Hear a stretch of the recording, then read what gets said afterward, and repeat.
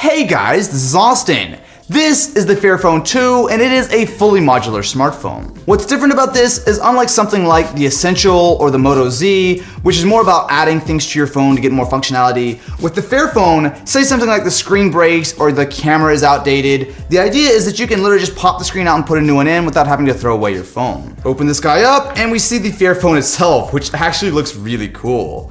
So the idea here is that you should be able to very easily swap parts out. So not only can we take out the battery, but there are actually a couple of tabs on the bottom. So if we flip these back, in theory, I've actually done this before, but we can just pop the screen right off. Seriously, I just unboxed the phone and took the screen out in like 8 seconds. With the screen gone, we can get access to several other modules. So up top here, we have the headphone jack as well as the front-facing camera. We have the main camera module here. And we also have the speaker as well as the micro USB cable on the back. So what's cool about the Fairphone is that there are 7 different modules that you can buy, and so say something breaks or you just want to upgrade it, you can pretty much buy all of them on the Fairphone site. This might be the first time that I've completely taken a phone apart before I've even finished the unboxing. So with just a couple screws, we have the camera out of the phone.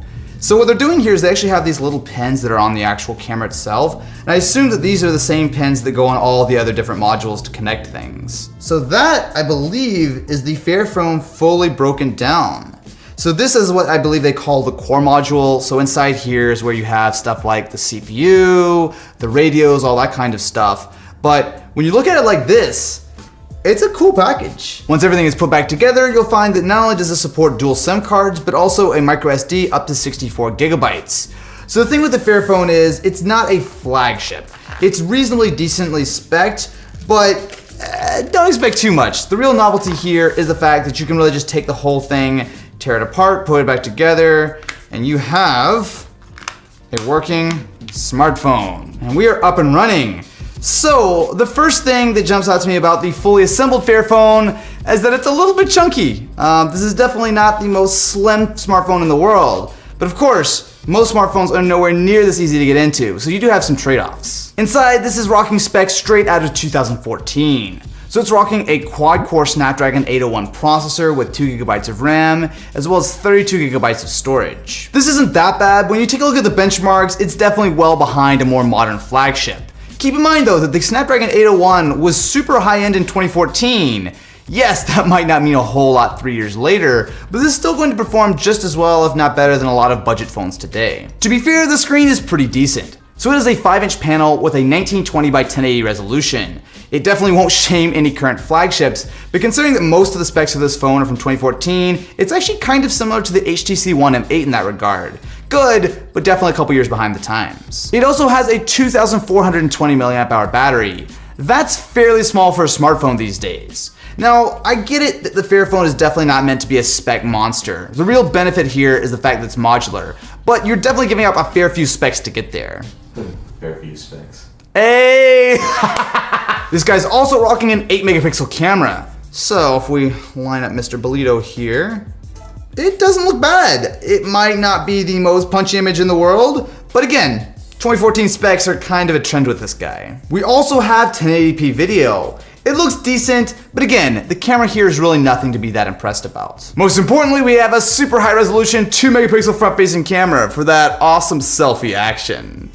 Okay, well that actually looks a little bit crunchy, but you know, you can take it apart. The real advantage of using the Fairphone 2 though is absolutely that modularity. So it does bring it a lot closer to something like a PC. Say if some part goes down, you can just swap it out, or in theory, upgrade it with something better when it comes out. And the parts themselves are actually not that expensive. So say you break the screen and you want to replace it, it's only going to cost you about $100. Even something like the camera module is only going to cost you about $40 to get a replacement.